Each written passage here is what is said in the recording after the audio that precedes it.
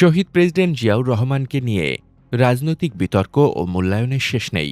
তবে একজন সামরিক কর্মকর্তা, রাষ্ট্রনায়ক এবং নেতা হিসেবে তাকে কাছ থেকে দেখার অভিজ্ঞতা সবার হয় না। তেমনই এক প্রত্যক্ষ স্মৃতিচারণ তুলে ধরেছেন ড এম সাখাওয়াত হোসেন, সাবেক নির্বাচন কমিশনার, সাবেক অন্তর্বর্তী সরকারের উপদেষ্টা এবং অবসরপ্রাপ্ত সামরিক কর্মকর্তা। পাকিস্তান মিলিটারি একাডেমিতে ক্যাডেট থাকা থেকে শুরু করে সেনা সদর দপ্তরে একসঙ্গে কাজ করা এবং ১৯৮১ সালে ৩০ মে জিয়াউর রহমানের হত্যাকাণ্ডের সংবাদ প্রথম জানার সেই শোকাবহ মুহূর্ত, সবকিছুর সাক্ষী ছিলেন তিনি। একজন সৈনিকের চোখে দেখা জিয়াউর রহমানের নেতৃত্ব, জনপ্রিয়তা, দেশপ্রেম, সামরিক চিন্তাধারা এবং আন্তর্জাতিক অঙ্গনে বাংলাদেশের মর্যাদা বৃদ্ধিতে তার ভূমিকা নিয়ে ড সাখাওয়াত হোসেনের এই মূল্যবান স্মৃতিচারণই থাকছে আমাদের আজকের এই বিশেষ পর্বে। রাজনৈতিক অঙ্গনের নানান ইতিহাস ও তথ্য পেতে আমাদের চ্যানেলটি সাবস্ক্রাইব করে বেল বাটনটি প্রেস করে রাখুন। এম সাখাওয়াত হোসেন লেখেন, আজ থেকে ৪৫ বছর আগে বাংলাদেশের রাজনৈতিক ও সামরিক ইতিহাসে এক হৃদয়বিদারক ঘটনা ঘটে। ওই দিন ভোর ৫:৩০ অথবা তার একটু পরে তৎকালীন আর্মি অপারেশন ডাইরেক্টর প্রয়াত মেজর জেনারেল আব্দুল ওয়াহেদ আমাকে ফোন করে তাৎক্ষণিকভাবে সেনা সদর অপারেশন ডাইরেক্টরেটে আসতে বলেন। আমি ওই ডাইরেক্টরেটের অপারেশন সেকশনে লেফটেন্যান্ট কর্নেল পদে ছিলাম। ওই সময়ে প্রায়শই অফিসে যাওয়ার ডাক আসত, মাঝে মধ্যে গভীর রাতেও যেতে হতো শহীদ রাষ্ট্রপতি জিয়াউর রহমানের আগমনের কারণে। তিনি ওই সময়ে পুনর্গঠিত সামরিক বাহিনীর কার্যক্ষমতা বৃদ্ধি এবং বাংলাদেশের জন্য লাকসই রণনীতি নিয়ে আলোচনা করতেন ও নির্দেশনা দিতেন। ওইসব নির্দেশনা নিয়ে কাজ করার প্রধান দায়িত্ব ছিল এই ডাইরেক্টরেটের।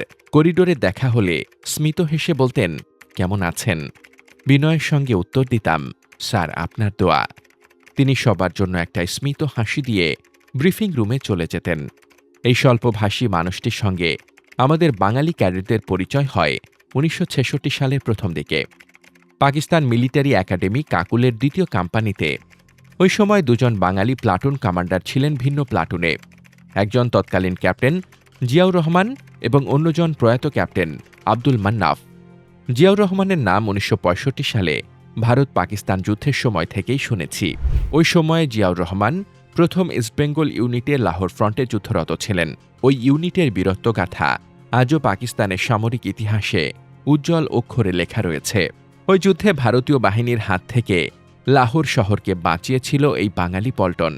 যুদ্ধের পরে যতদিন এই বেঙ্গল রেজিমেন্ট লাহোরে ছিল, ততদিন লাহোরবাসী অত্যন্ত শ্রদ্ধা ভরে পল্টনের সদস্যদের গ্রহণ করেছেন। যা হোক, ১৯৮১ সালের ৩১ মে ওই দিন সকালে কোনো রকমে সেনা সদরে পৌঁছালাম। ৩ তলায় অফিসে যেতে যেতে সিঁড়িতে দেখা হলো তৎকালীন ব্রিগেডিয়ার ওয়াহেদের সঙ্গে। তিনি কয়েকটি ফাইল হাতে নিয়ে নামতে নামতে বললেন যে আমি যেন যত তাড়াতাড়ি সম্ভব চট্টগ্রামের সঙ্গে যোগাযোগের চেষ্টা করি এবং কি ঘটেছে তার বিবরণ নেই। তিনি আরও বললেন যে সার্কিট হাউসে হামলা হয়েছে রাষ্ট্রপতিকে হত্যার উদ্দেশ্যে। ওনার কথা শুনে ওখানেই কিছুক্ষণ দাঁড়িয়ে রইলাম। আমার যতদূর মনে পড়ে, রাষ্ট্রপতি সাধারণত রাতে ঢাকার বাইরে থাকেন না। তাহলে কিভাবে কি হলো? এর পরের ঘটনা তো কারো অজানা নয়, তাই বিবরণে গেলাম না। আমার বই রক্তাক্ত অধ্যায় এবং রক্তাক্ত দিনগুলো দ্রষ্টব্য। আমি চেষ্টা করেছিলাম চট্টগ্রামে কি ঘটেছে তা জানার জন্য। জানা গেল যে রাষ্ট্রপতি প্রতিকূল আবহাওয়ার কারণে ঢাকায় ফিরতে পারেননি এবং পার্টির অভ্যন্তরীণ কোনো বিষয় সমাধানের জন্য ওখানেই থেকে গিয়েছিলেন। ক্রমেই জানতে পারলাম যে চট্টগ্রামে সেনা বিদ্রোহের ঘটনা ঘটে এবং সার্কিট হাউস আক্রমণে রাষ্ট্রপতি সহ আরও ২ জন অফিসার নিহত হন।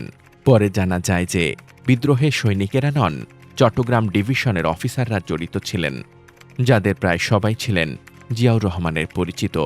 এমনকি রাষ্ট্রপতির তৎকালীন পিএসও ষড়যন্ত্রের সঙ্গে জড়িত ছিলেন বলে জানা গেছে। এ ষড়যন্ত্র ও হত্যাকাণ্ডের অনেক বিবরণ বিভিন্ন লেখকের বইতে উঠে এসেছে। আমরা যারা জিয়াউর রহমানকে ১৯৬৬ সাল থেকে চিনি এবং পরে উপসেনাপ্রধান, সেনাপ্রধান ও রাষ্ট্রপতি হিসেবে দেখেছি, কখনো ভাবিনি তিনি এভাবে নিহত হবেন। এ কারণে তার নিহত হওয়ার ঘটনায় আমি ভীষণভাবে ভেঙে পড়েছিলাম। ১৯৭৫ সালের ৭ নভেম্বর সিপাহী জনতার অভ্যুত্থানের মাধ্যমে জেনারেল জিয়া বন্দিদশা থেকে মুক্ত হয়েছিলেন। সেই সময় তিনি দেশকে নিশ্চিত ধ্বংসের পথ থেকে বাঁচিয়েছিলেন। সেদিন তার পাশে ঢাকা সেনানিবাসে আমিসহ ২০ থেকে ২৫ জন কর্মকর্তা দাঁড়িয়েছিলেন। সেই সময় অনেক কর্মকর্তা কর্নেল আবু তাহেরের তথাকথিত বিপ্লবী সৈনিক সংস্থার হাতে নিহত হয়েছিলেন। সেদিন শুধু ঢাকাতেই নয়, ঢাকার বাইরেও সৈনিকেরা প্রতিরোধ করেছিলেন। নস্যাৎ হয়েছিল ব্রিগেডিয়ার খালেদ মোশাররফের ব্যর্থ অভ্যুত্থান। এই ব্যর্থতার কারণ ছিল তৎকালীন সেনাপ্রধান জেনারেল জিয়াকে বন্দী করে অভ্যুত্থান ঘটানো। খালেদ মোশাররফ এমনকি তাহেরও হয়তো ভুলে গিয়েছিলেন যে সৈনিক ও তরুণ অফিসারদের মধ্যে জিয়াউর রহমানের জনপ্রিয়তা তাদের চেয়ে অনেক বেশি ছিল। জিয়ার জনপ্রিয়তা এবং ইমেজ গড়ে উঠেছিল শুধু স্বাধীনতার ঘোষণা এবং মুক্তিযুদ্ধের অন্যতম সেক্টর কমান্ডার হিসেবেই নয়, বরং একজন সৎ, দক্ষ ও অকুতোভয় সৈনিক হিসেবে। তার সততা, ন্যায়পরায়ণতা এবং দেশপ্রেম ছিল অতুলনীয়, যা এদেশের বর্তমান ও ভবিষ্যৎ প্রজন্মের জন্য উদাহরণ হয়ে থাকবে। অনেকেই তার বিপক্ষে থাকা সত্ত্বেও তিনি কারো প্রতি বিদ্বেষ রাখেননি। তিনি যোগ্যদের প্রাপ্য সম্মান দিয়েছেন।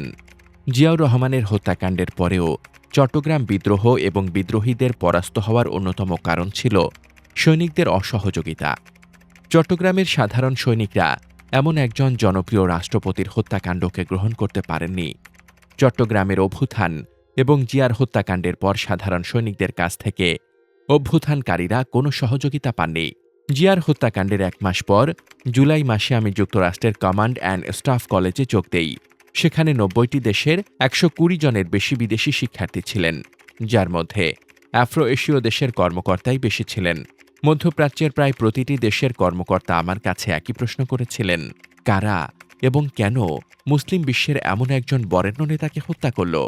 এর কোনো উত্তর আমার কাছে ছিল না। রাষ্ট্রপতি হিসেবে মধ্যপ্রাচ্য, মুসলিম দেশগুলোতে তো বটেই, সমগ্র আফ্রো এশিয়া দেশগুলোতে জিয়াউর রহমান দারুণ জনপ্রিয় ছিলেন। মনে থাকার কথা যে ১৯৮০ সালের সেপ্টেম্বর মাসে দুটি মুসলিম দেশ ইরাক ইরানের মধ্যে রক্তক্ষয়ী যুদ্ধ শুরু হয়। ওই সময় মধ্যস্থতার জন্য পাকিস্তানের প্রয়াত রাষ্ট্রপতি জিয়াউল হকের সঙ্গে আরও ২ দেশের রাষ্ট্রপ্রধানকে দিয়ে ৩ জনের একটি কমিটি করা হয়েছিল। সেখানে গিনির রাষ্ট্রপতি আহমেদ শেকুতুর ছাড়াও ছিলেন বাংলাদেশের রাষ্ট্রপতি জিয়াউর রহমান। এই কমিটি বহুবার ২ দেশের মধ্যে মধ্যস্থতা ও শান্তি স্থাপনের জন্য কাজ করছিল। রাষ্ট্রপতি জিয়ার তৎপরতা বাংলাদেশকে বিশ্ব নেতৃত্বের কাতারে উন্নীত করিয়েছিল। আফ্রো এশীয় দেশগুলোতে বাংলাদেশের ভিন্ন পরিচয় তুলে ধরেছিল। সে সময় থেকেই বাংলাদেশের সামরিক কূটনীতির সূত্রপাত হয়েছিল। জিয়াউর রহমান বাংলাদেশের পররাষ্ট্রনীতির নতুন দ্বার উন্মুক্ত করেন। তিনি ১৯৭৭ সালে প্রথম গণচীন সফর করেন এবং সেই সময় থেকেই চীনের সঙ্গে বাংলাদেশের সম্পর্ক সামরিক পর্যায়ে উন্নীত হয়। ওই সময় থেকে বাংলাদেশের পররাষ্ট্রনীতিতে ব্যাপক পরিবর্তন সূচিত হয়। শুধু চীনেই নয়, তাকে যুক্তরাষ্ট্রেও যে সম্মান দেখানো হয়েছিল তাও ছিল বিরল। জিয়াউর রহমানের পররাষ্ট্রনীতি বাংলাদেশের প্রতিরক্ষা ও নিরাপত্তাকে জোরালো করেছিল। তার অন্যতম কৃতিত্ব দক্ষিণ এশিয়ায় আঞ্চলিক সহযোগিতার জন্য সার্কের ধারণা এবং প্রতিষ্ঠা করা।